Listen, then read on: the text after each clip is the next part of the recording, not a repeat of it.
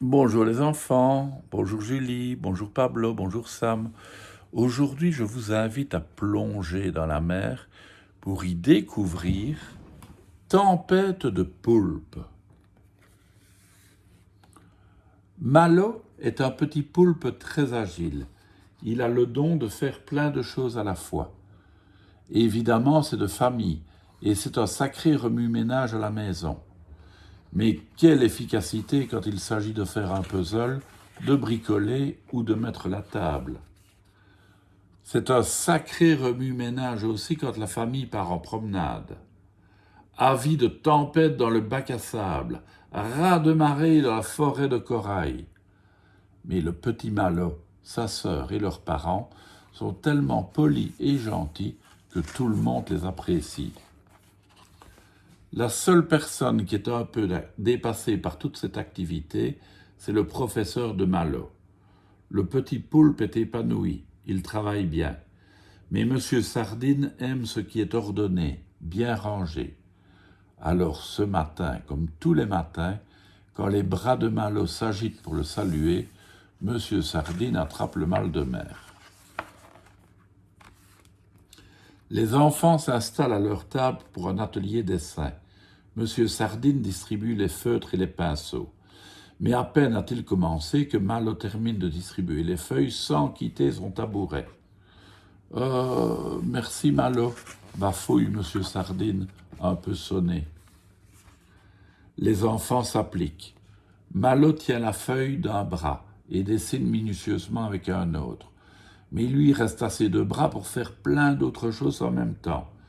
Alors il entreprend d'écrire les prénoms sur les feuilles de ses camarades, de tailler des crayons, d'ouvrir un livre d'images pour Roussette, de maintenir au sol la chaise d'Hippocampe et d'épousseter la carapace de tortue.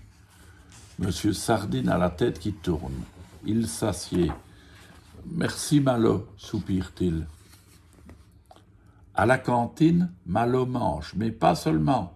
Il distribue les serviettes et débarrasse les assiettes.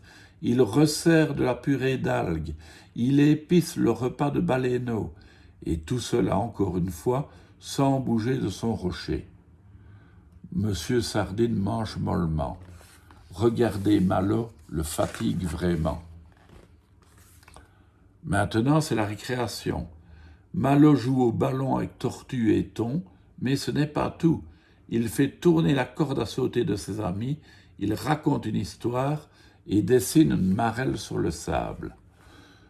Monsieur Sardine demande à Madame Aran de surveiller les enfants. Il va se reposer un peu. En début d'après-midi, Monsieur Sardine est de retour. Chaque élève prend un livre et s'installe sur une éponge. C'est le moment calme de la journée, et c'est le plus compliqué pour Malo. Il adore lire, mais rester sans bouger, c'est un vrai défi. Il essaye, il se concentre. Mais hop, un de ses bras tourne la page du livre de Bulot. Hop, un autre bras redresse les lunettes de son voisin Omar. Et hop, encore un autre bras donne un petit mot rigolo à Dauphin. Monsieur Sardine craque. Il emmène Malo chez le directeur. « Je suis désolé, Malo, dit-il, mais pendant le moment calme, il faut rester calme. »« Pardon, monsieur, je ne le fais pas exprès. » Des drôles de bruits s'échappent du bureau de monsieur le directeur. Bing, bing, bing, critch, critch, bang, bang, crotch, crotch. Monsieur Sardine s'en veut un peu. Pauvre directeur, pense-t-il. Un peu plus tard, le directeur, tout sourire, raccompagne Malo en classe. « Monsieur Sardine, dit le directeur, votre petit Malo a été adorable. Je comprends qu'un petit poulpe aux bras agités puisse vous causer du tourment. J'ai été moi-même une grande épreuve pour ma nourrice quand j'étais petit. Mais avec Malo, nous avons discuté et travaillé, et voilà le résultat. » « Tadam !» s'exclament en chœur Malo et le directeur.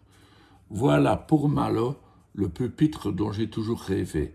Ainsi, il pourra faire plein de choses en même temps, » ajoute le directeur, en adressant un clin d'œil à M. Sardine. Le professeur est épaté. Quelle bonne idée! Il regarde les deux poulpes installer le pupitre et le garnir de matériel en un temps record. Merci, monsieur le directeur, dit Malo en s'installant. C'est le moment de l'atelier pliage. Monsieur Sardine est admiratif. Voici un petit poulpe bien sage, bien occupé et bien ordonné, comme il aime.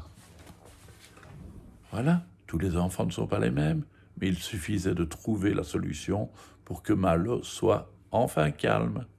Et toi, tu es calme en classe? À demain les enfants.